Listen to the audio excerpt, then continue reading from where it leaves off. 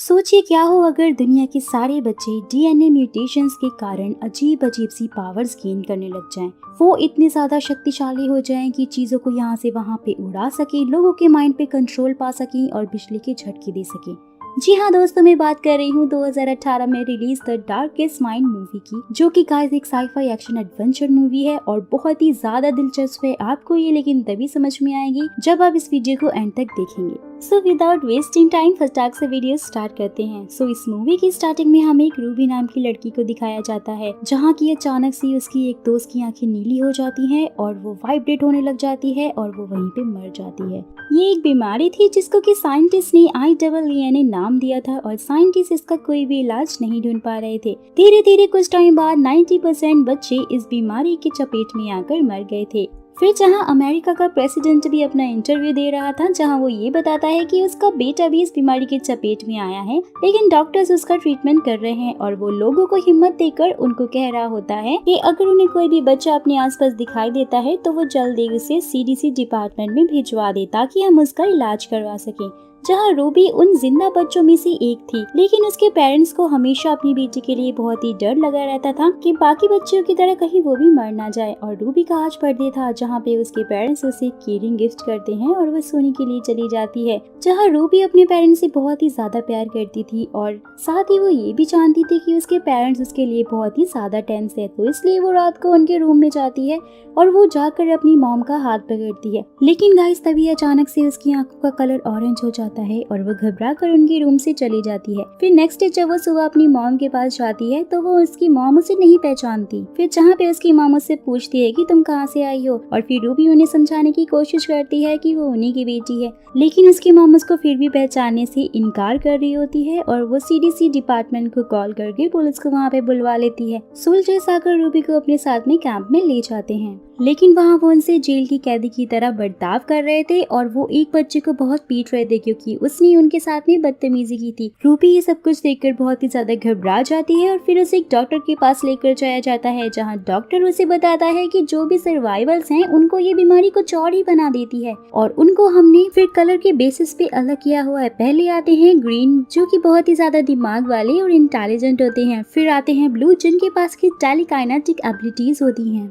फिर उसके बाद गोल्ड आते हैं, जो कि इलेक्ट्रिसिटी को अपने वश में कर सकते हैं। और इसके बाद आते हैं सबसे खतरनाक कलर, यानी कि ऑरेंज और रेड, जो कि बहुत ही रेयर केसेस में होता है। फिर डॉक्टर रूबी की जांच शुरू करता है और इसे पता चल जाता है कि रूबी ऑरेंज है, जिससे वो बहुत ही ज्यादा घबरा जाता है और वो उसे पॉइजन से भरा इंजेक्शन देने की कोशिश करता है। लेकिन रूबी उसके हाथों को टच करके उसकी आंखों में देखकर उसकी मेमोरी में ये भर देती है कि वो एक ग्रीन है, यानी कि गाइस रूबी दूसरों को मैनिपुलेट कर सकती है और उसके पास ये शक्ति है कि वो दूसरों की मेमोरी से छेड़छाड़ कर सकती है। फिर जहाँ उसे ग्रीन कपड़े पहना दिए जाते हैं और बाकी सारे बच्चों को भी ग्रीन, ब्लू और गोल्डन कपड़े पहनाए जाते हैं, और वहाँ गाइस कोई भी ऑरेंज और रेड कलर नहीं था क्योंकि उन्होंने उन्हें पहले ही मार दिया था, क्योंकि उन्हें उनसे डर लगता था। फिर रूबी को ग्रीन समझकर वो लोग उससे ऐसे काम करवा रहे थे जिसमें कि दिमाग का काम हो, लेकिन रूबी ठीक से नहीं कर पाती थी। फिर जहाँ एक गार्ड को उसके ऊपर शक होता है और वो उसी बदतमीजी से बात करता है, जहाँ वो सभी बच्चों के ऊपर व्हाइट नॉइस फ्रीक्वेंसी को टेस्ट कर रहे होते हैं, जिससे कि ये पता चलता है कि सब अपने अपने कलर्स में हैं या नहीं। वो फ्रीक्वेंसी केवल बच्चे ही सुन पाते थे। सो उस फ्रीक्वेंसी से बच्चों को बहुत ही ज्यादा दर्द होता था और रूबी भी वहीं दर्द से गिर जाती है। और जब उसकी आँख खुलती है तो वो अपने सामने एक डॉक्टर बैगबी को पाती है, जो कि उसे कंफर्ट कराने की कोशिश कर रही थी। और फिर वहाँ पे एक गार्ड आता है और कहता है ये मिलने का समय खत्म हो गया है, जहाँ डॉक्टर भी अपनी फाइल वहीं पे रखकर वहाँ से चली जाती है। रूबी उस फाइल को उठाकर देखती है और उसमें उसके लिए एक नोट था, जहाँ पे डॉक्टर बी ने ये लिखा था कि यहाँ के लोगों को तुम्हारे ऑरेंज होने का पता चल गया है और वो थोड़ी ही देर में तुम्हें मार देंगे, और अगर तुम्हें बचना है तो फटाफट से बॉयलर रूम में आ जाना। रूबी को सब कुछ समझ में आ जाता है और वो बॉयलर रूम जाती है। फिर वहाँ से वो लोग डॉक्टर बी की गाड़ी से बाहर निकलते हैं, लेकिन वहाँ पे एक गार्ड रूबी को उसका मास्क हटाने के लिए कहता है, लेकिन रूबी अपनी पावर से उसके माइंड को कंट्रोल करके उससे गेट खुलवा लेती है, जिससे कि दोनों वहाँ से भाग जाते हैं। रूबी बहुत ही ज्यादा खुश होती है क्योंकि 6 साल बाद अब उसने बाहर की दुनिया को देखा था, जहाँ पे डॉक्टर भी उसे बताती है कि यहाँ बहुत ही कम लोग रहते हैं क्योंकि यहाँ पे कोई बच्चा नहीं है, तो इसलिए यहाँ पे कोई इकोनॉमी भी नहीं है। सो इसलिए ज्यादातर बड़े बड़े शहरों में लोग चले गए हैं। फिर रूबी कहती है कि उसे अपने घर जाना है, जिस पर डॉक्टर बी उसे बताती है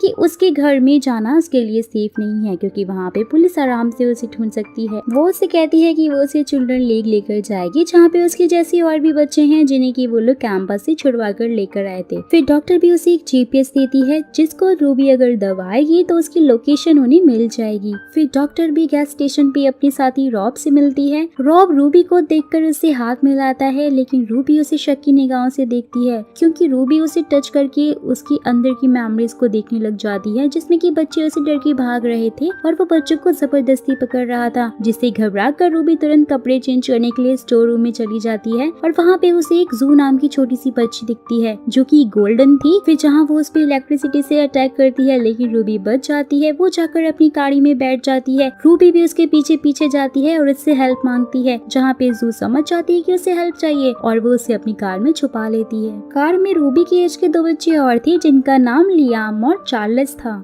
फिर रूबी वहाँ पे अपने आप को ग्रीन बताती है और उनसे कहती है कि लीक वाले उसके पीछे पड़े हैं, जहाँ लियाम को लीक से सख्त नफरत थी और वो उसे अपने साथ में ले जाने के लिए तैयार हो जाता है। और फिर कुछ देर बाद पे वहाँ पे लेडी जीन आ जाती है जो कि बच्चों को पकड़ने के लिए वहाँ पे आई थी। फिर जहाँ डॉक्टर बी और रॉबी उनके पीछे आ रहे थे क्योंकि उन्होंने रूबी को भागते हुए गाड़ी में देख लिया था। डॉक्टर बी लेडी जैन को रोकने की कोशिश करती है लेकिन वो ऊपर की तरफ फायरिंग करती है, लेकिन गाइस लियाम जो कि ब्लू था इसलिए वो अपनी पावर से लेडी जैन की गाड़ी को जंगल के पानी में गिरा देता है। साथ ही वो डॉक्टर बी की गाड़ी को भी वहीं पे रोक देता है जिससे कि वो वहाँ से निकलने में कामयाब हो जाते हैं। फिर जहाँ चार्ल्स रूबी को पूछता है कि अगर कोई ग्रीन है तो बाकी लोग उस पर ध्यान नहीं देते, लीक वाले तुम्हें क्यों पकड़ के अपने पास रखना चाहते हैं, जिस पर लियाम चार्ल्स को इस तरह की बातें करने के लिए मना कर देता है। रूबी नाराज होकर अपने घर जाने के लिए कहती है, जिस पर लियाम उसे रोक लेता है। साथ ही वो कहता है कि अगर हम सबके ऊपर ट्रैकर्स लगे हुए और अगर हम वहाँ गए तो वो लोग हमें इसलिए पकड़ लेंगे।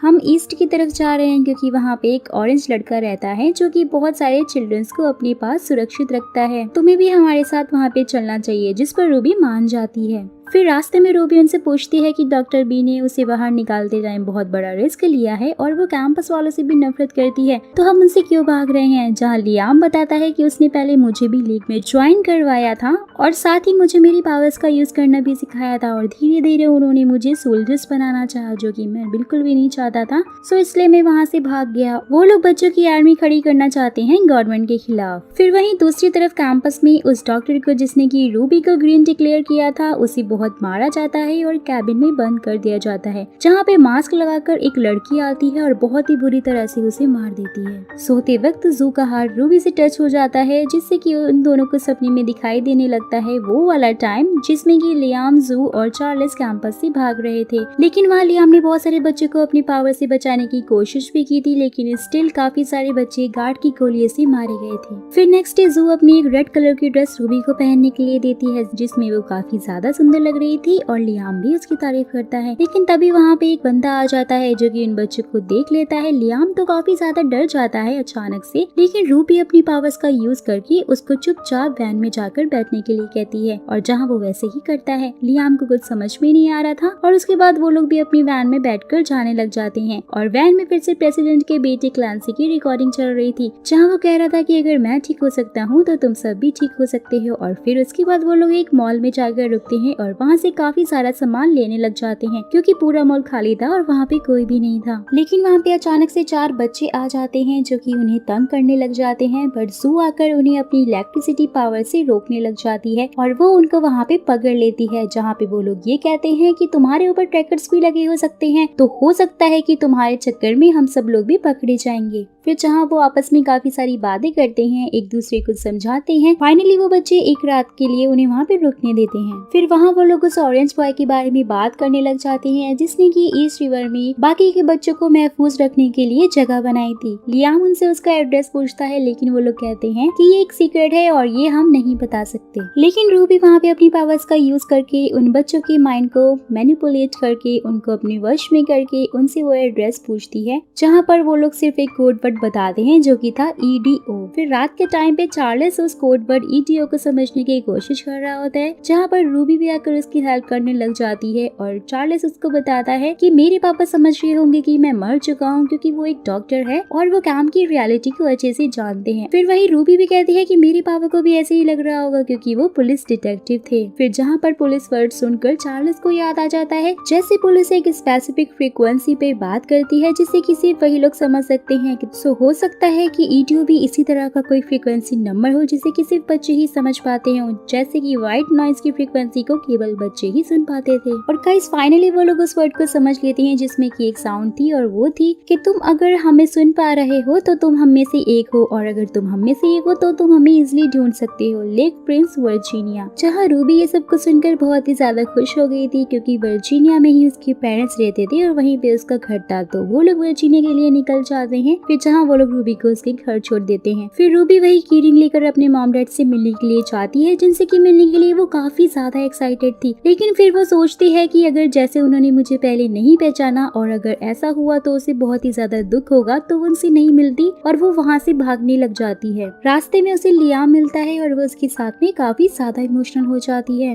वो लोग वहाँ पे किस करने ही वाले होते हैं, लेकिन रूबी पीछे हट जाती है। वहाँ पे काफी ज्यादा ऑकवर्ड सिचुएशन क्रिएट हो गई थी, इसलिए वो जाकर अपनी वैन में बैठने लगते हैं। लेकिन तभी वहाँ पे लेडी जैन आ जाती है और इन चारों बच्चों को व्हाइट नॉइज फ्रीक्वेंसी गन के जरिए सुनाकर उनको बंदी बना लेती है। लेकिन तभी वहाँ पे रूबी अपनी पावर्स का यूज करती है और लेडी जैन को अपने वश में कर लेती है और वो उससे कहती है कि तुम इस जंगल के अंदर चले जाओ और चलते ही जाओ, तुम्हें भूख लगे, प्यास लगे, कुछ भी रीजन हो, लेकिन तुम्हें रुकना नहीं है और तुम्हें चलते ही जाना है। यहाँ पे सब लोग ये देखकर हैरान हो जाते हैं कि वो बिल्कुल वैसा ही कर रही थी, यानी कि रूबी ग्रीन नहीं थी, वो ऑरेंज है। फिर उसके बाद सब लोग वैन में जाकर बैठ जाते हैं, जहाँ रूबी उनसे पूछते हैं कि तुम्हें डर नहीं लग रहा है कि तुम एक ऑरेंज के साथ में हो। फिर जहाँ लियाम कहता है कि नहीं, इसमें तो कोई भी डरने वाली बात नहीं है। जहाँ रूबी कहती है कि मैं अपनी पावर्स को कंट्रोल नहीं कर पाती और मैं जिसे भी टच करती हूँ मैं उसकी मेमोरीज को ले सकती हूँ, लेकिन अगर मैंने कभी फोकस नहीं किया तो ये सामने वाले बंदे के लिए डेंजरस हो सकता है। फिर जहाँ लियाम को समझ में आ जाता है कि रूबी ने उसे किस क्यों नहीं किया। फिर वो लोग आगे की तरफ पढ़ने लगते हैं, जहाँ पे अचानक से कुछ बच्चे सोल्जर की ड्रेस में आ जाते हैं और उन्हें गन पॉइंट पे अपने साथ लेकर जाने लग जाते हैं कि तभी उनमें से एक बंदा लियाम को पहचान लेता है। फिर जहाँ लियाम उनसे कहता है कि वो सब बस यहाँ पर सेफली रहना चाहते हैं और वो उनको अपने साथ अपनी जगह पर ले जाते हैं। और फिर वो लोग उस ऑरेंज बॉय से मिलते हैं, जो कि गाइस कोई और नहीं बल्कि प्रेसिडेंट का बेटा क्लांसी था और वो वहाँ पे सबका वेलकम करता है। क्लांसी फिर रूबी से अकेले में बात करता है और उससे मेमोरी अपनी शेयर करता है और उसे बताता है कि उसके पापा ने लोगों से झूठ बोला था कि वो ठीक हो गया है। साथ ही वो अपने बेटे के ऊपर अलग अलग एक्सपेरिमेंट करने लगे और लेकिन जब भी वो ठीक नहीं हुआ तो उन्होंने बहुत सारे कैंपस बनवाए और बच्चों को वहाँ पे बंद करके रखने लगे, क्योंकि वो उनकी पावर से डरने लग गए थे। फिर क्लांसी उससे कहता है कि वो उसको उसकी ऑरेंज पावर को कंट्रोल करना सिखाएगा, जहाँ पे रूबी भी मान जाती है। फिर वहीं दूसरी तरफ लियाम भी एक सोल्जर की जॉब ले लेता है और जू एंड चार्ल्स भी अपने अपने कामों में लग जाते हैं। फिर चार्ल्स घूमते घूमते बाहर जाने के लिए सोचता है, लेकिन सोल्जर्स उसे बाहर जाने नहीं देते, वो उसे वहीं पे रोक लेते हैं। वहीं क्लांसी उसे बिना टच किए लोगों के थॉट्स को मैनिपुलेट करना सिखाता है, जहाँ धीरे धीरे रूबी भी अच्छे से सीख जाती है। जहाँ पे रूबी काफी ज्यादा सैड थी और क्लांसी उससे पूछता है उसका रीजन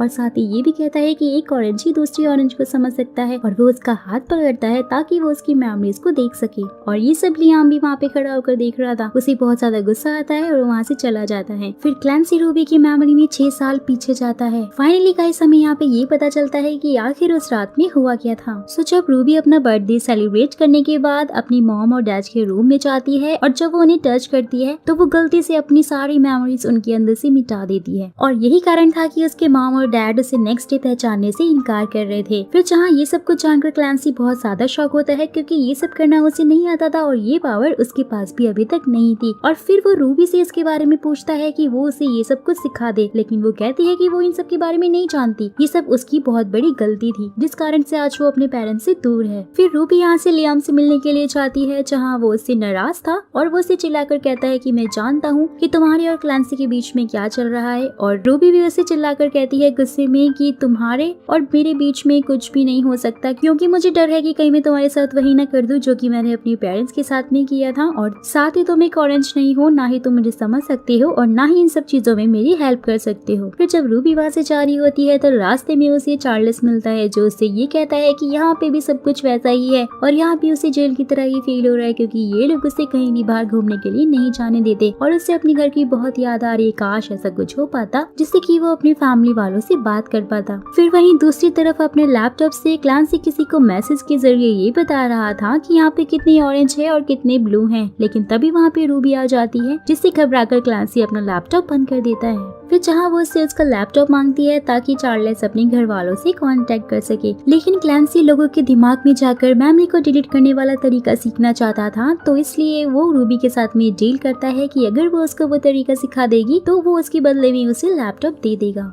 फिर जहाँ रूबी भी इस डील को मान जाती है और फाइनली वो उसे वो तरीका सिखाने की वहाँ पे कोशिश करती है। लेकिन जब उसकी आँख खुलती है तो वो देखती है कि क्लांसी उसके साथ में था और वो उसके साथ जबरदस्ती करने की कोशिश कर रहा था। फिर वो वहाँ से भागकर तुरंत जाती है। फिर जहाँ रास्ते में उसे लियाम मिल जाता है और वो लियाम को सब कुछ बता देती है और सच जानने के बाद लियाम को बहुत ही ज्यादा गुस्सा आता है और वो गन लेकर क्लांसी को मारने के लिए जा रहा होता है। लेकिन तभी रूबी उसे रोक लेती है और ये कहती है कि हमें यहाँ नहीं रुकना चाहिए और ये जगह हमारे लिए बिल्कुल भी सेफ नहीं है, हम लोगों को यहाँ से चले जाना चाहिए। फिर वो लोग सू और चार्ल्स को लेकर वहाँ से भाग ही रहे होते हैं कि तभी कैंपस का जनरल आ जाता है जो कि उन सबको रोक लेता है और क्लांसी भी वहाँ पे आ जाता है, जिससे कि सबको ये पता चल जाता है कि क्लांसी कैंपस वालों के साथ में मिला हुआ है जो कि बच्चों की आर्मी को तैयार कर रहा है। फिर क्लांसी वहाँ पे आकर लियाम को अपनी पावर से कंट्रोल करके बहुत ही ज्यादा पिटवाता है। लेकिन तभी रूबी भी अपनी पावर का यूज करके उस जनरल को खुद ही सुसाइड करवा देती है और सू बाकी के गार्ड्स पे इलेक्ट्रिसिटी गिराकर उन सबको मार देती है। फिर क्लांसी उन पे अटैक करने लगता है लेकिन रूबी बाकी तीनों को वहाँ से भेज देती है और वो खुद ही क्लांसी से लड़ने लग जाती है। वहाँ वो सारे सोल्जर्स को अपने वश में कर लेती है। फिर सारे सोल्जर्स क्लांसी को गन पॉइंट पे रख लेते हैं लेकिन यहाँ वो फिर से उनको अपने वश में कर लेता है और सबको आपस में ही मरवा देता है। फिर जहाँ रूबी उसे अपने वश में करने की कोशिश करती है लेकिन यहाँ मामला उल्टा पड़ जाता है और क्लांसी रूबी को अपने वश में कर लेता है और साथ में ये कहता है कि हम दोनों मिलकर पूरी दुनिया पे राज करेंगे और एक बार मैं बस तुम्हारे अंदर से अपनी सैड और एंग्री मेमोरीज को हटा दूं, फिर सब कुछ ठीक हो जाएगा और हम लोग साथ में भी रह सकते हैं। फिर यहाँ वो अपना प्रोसेस स्टार्ट कर ही रहा होता है, वो उसे अपने वश में करने ही वाला था कि तभी रूबी की आँख खुलती है और वो ऊपर उड़ रहे हेलीकॉप्टर के पायलट को मैनिपुलेट करके क्लांसी के ऊपर हेलीकॉप्टर गिरवा देती है और वहाँ दूसरा हेलीकॉप्टर रूबी पे बॉम्ब फेंक देता है। लेकिन गाइस चार्ल्स वहाँ पे आके इसे बचा लेता है जिसमें वो खुद बहुत ज्यादा घायल हो जाता है और बेहोश हो जाता है। जहाँ रूबी को कुछ समझ में नहीं आता कि उसे क्या करना चाहिए, तो इसलिए वो डॉक्टर बी के द्वारा दिया हुआ GPS निकालती है और उसे प्रेस कर देती है, जिससे कि थोड़ी ही देर में डॉक्टर बी उसकी अपनी टीम के साथ में वहाँ पे आ जाते हैं और उन्हें बचा लेते हैं। फिर सबको लीक ले जाया जाता है जहाँ पे डॉक्टर बी उन्हें बताती है कि चार्ल्स को हॉस्पिटलाइज कर दिया गया है। साथ ही वो ये भी कहती है कि लियाम को लीक से बाहर जाने देंगे क्योंकि ऑब्वियसली वो यहाँ पर नहीं रहना चाहता था। बाकी वो उसका एक और डाउट क्लियर करते हुए कहती है कि हम कोई किलर्स नहीं हैं, हम बस बच्चों की मदद कर रहे हैं और गवर्नमेंट के कैंपस को और उसके प्रेसिडेंट को हम एक्सपोज करना चाहते हैं। फिर रॉब भी वहाँ पे आ जाता है और कहता है कि हमें लियाम को नहीं छोड़ना चाहिए क्योंकि हमें उसके जैसे ताकतवर बच्चों की जरूरत है इस मिशन में। जहाँ रूबी को बहुत ही ज्यादा गुस्सा आता है और वो रॉब को अपने वश में करके उसी बाहर जाने के लिए कह देती है और वो वहाँ से चला जाता है। फिर डॉक्टर भी कहती है कि लीक को तुम्हारी जरूरत है क्योंकि तुम ही यहाँ की लीडर बन सकती हो क्योंकि तुम ऑरेंज हो, लेकिन लियाम तुम्हें यहाँ पे अकेला छोड़कर नहीं जाएगा। फिर रूबी लियाम से मिलने के लिए जाती है, वो काफी ज्यादा इमोशनल होते हैं, आपस में बहुत सारी बातें करते हैं और फाइनली वो उसे किस करती है और उसके अंदर से अपनी धीरे धीरे करके सारी मेमोरीज को मिटा देती है ताकि वो लीक को छोड़कर बाहर जा सके और अच्छे से अपनी लाइफ में रह सके। फिर डॉक्टर ली वहाँ पे खड़ी हुई होती है जहाँ पे लियाम उनसे पूछता है कि वो कहाँ पे है और वो कहती है कि तुम लीक में हो और अगर तुम चाहो तो यहाँ से जा सकते हो। फिर जहाँ वो लियाम को एक नया बैग, नई आईडी और कुछ पैसे देती है